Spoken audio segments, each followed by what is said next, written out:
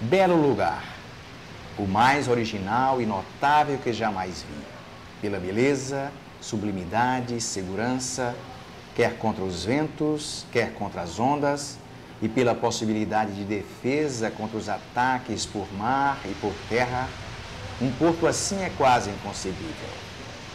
A cidade jaz a 2 milhas de nós, em grande extensão de colinas altas e montanhas.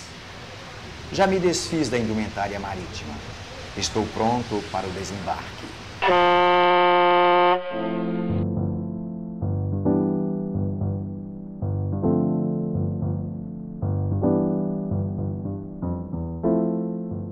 Índios negros e brancos promoveram uma diversificação religiosa no nosso país desde a colonização. Os índios panteístas assistiram logo em 26 de abril de 1500 à primeira missa católica celebrada pelo Frei Henrique de Coimbra. A miscigenação religiosa se completa com a chegada dos escravos negros e seus rituais afros.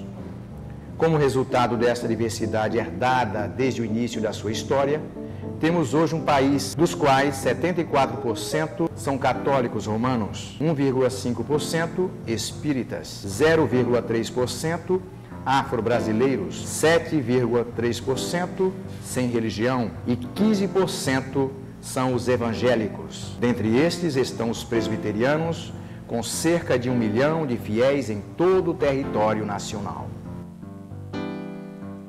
O IBGE só diz 1 milhão, mas as nossas estatísticas internas apontam para 500 mil presbiterianos. Certamente o IBGE levou em conta outros fatores que nós não temos, como os próprios presbiterianos independentes, presbiterianos renovados, presbiterianos conservadores e outros tipos de denominações presbiterianas. Nós, no geral, Igreja Presbiteriana do Brasil, nós trabalhamos com a estimativa de 500 mil membros e tem havido um crescimento relativamente bom nos últimos anos. Martinho Lutero, monge agostiniano alemão, foi aconselhado por um superior seu a estudar e ensinar a Bíblia, o que o leva a encontrar nela um Deus amigo e salvador.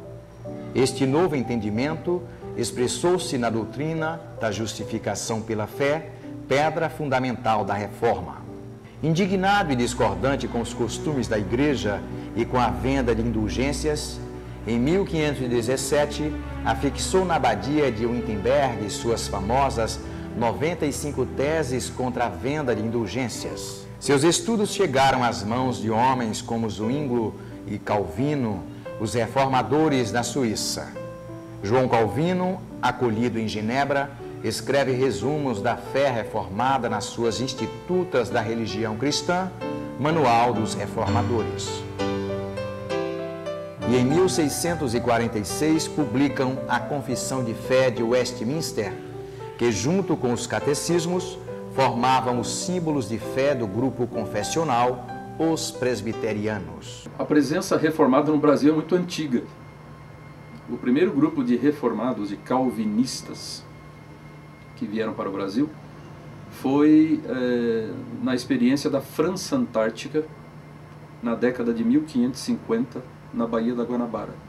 Entre os franceses que vieram para essa colônia, vieram também uns poucos reformados franceses, que eram conhecidos como huguenotes. E então essas pessoas, por exemplo, no dia 10 de março de 1557, realizaram o primeiro culto, não só reformado, mas protestante das Américas, não só do Brasil, mas de todo o território americano.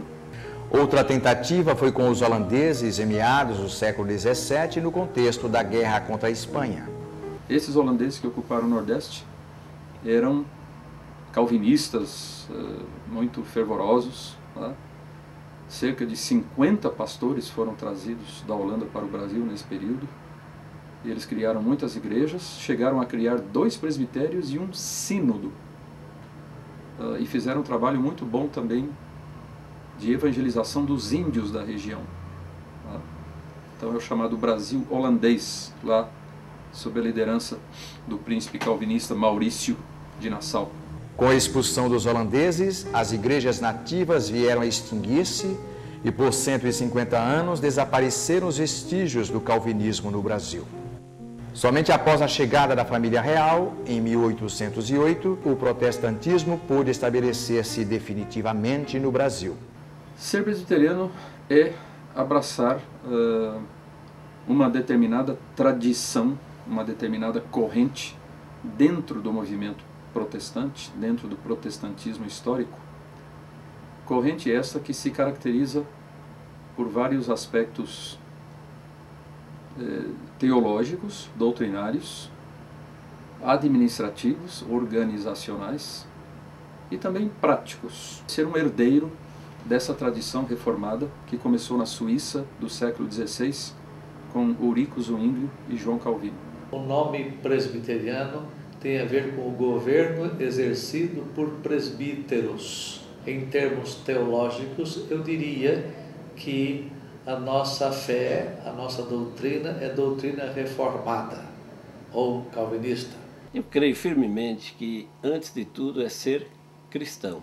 Então, nós somos presbiterianos que concordamos com aquele presbiterianismo esboçado por Knox, Calvino e seus seguidores. Presbiteriano vem da palavra grega presbíteros, que significa ancião mais velho. Então, para nós, a igreja presbiteriana é a igreja governada pelos anciãos, que anciãos não quer dizer necessariamente mais velho, antigão na igreja, mas é porque no Novo Testamento nós encontramos a eleição de presbíteros, que eram homens eleitos pela igreja para assumirem o governo da igreja junto com os apóstolos. Ser presbiteriano significa ser consistentemente bíblico, não superficialmente, mas profundamente bíblico. João Calvino, em 1541, escreve Ordenanças Eclesiásticas, onde apresenta uma forma de governo da igreja, o que viria a ser o modelo para os presbiterianos. Nascido em 1833 na Pensilvânia, Estados Unidos, influenciado pelo avivamento de 1855, se decide por missões e vem para o Brasil com apenas 26 anos de idade. Na manhã do dia 12 de agosto de 1859, desembarca na Baía de Guanabara, no Rio de Janeiro, trazendo na mala leituras, determinação e vontade de compartilhar o Evangelho da graça divina.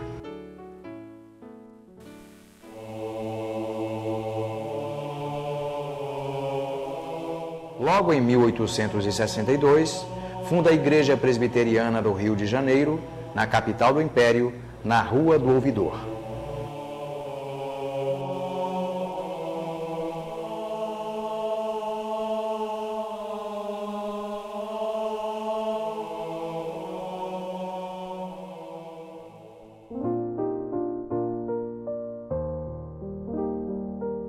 Em apenas 8 anos de trabalho no Brasil, o missionário fundou igrejas, criou o presbitério e um seminário teológico no Rio de Janeiro, além de publicar o jornal Imprensa Evangélica em novembro de 1864. Os pensamentos de Martinho Lutero produziram uma reforma global no sistema de ensino da Alemanha, o que inaugura a escola moderna. É dele a ideia de escola pública para todos, organizada em 3 grandes ciclos: o ensino fundamental, o ensino médio e o ensino superior.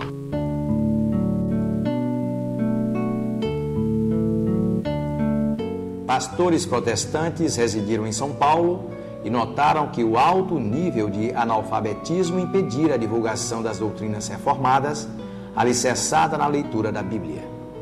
Em 1870, funda o Mackenzie, um marco na história da pedagogia do país.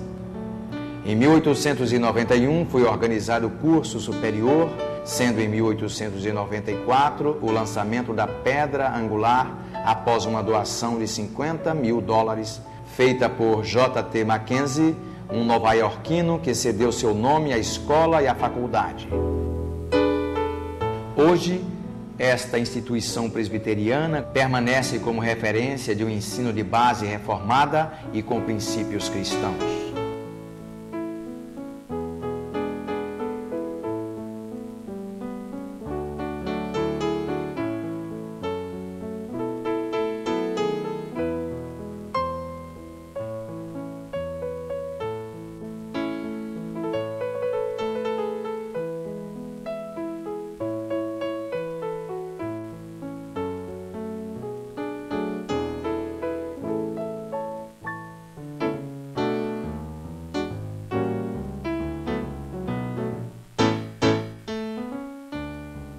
Na Bahia, podemos destacar o Instituto Ponte Nova, em Wagner, na Chapada Diamantina, o Colégio Augusto Galvão, em Campo Formoso, e o Colégio 2 de Julho, em Salvador, além de outras instituições de ensino vinculadas às igrejas locais.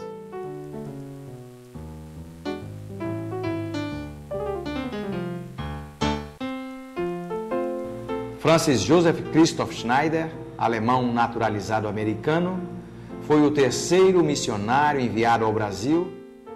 Na Bahia, em 1871, foi o pioneiro, chegando no dia 9 de fevereiro.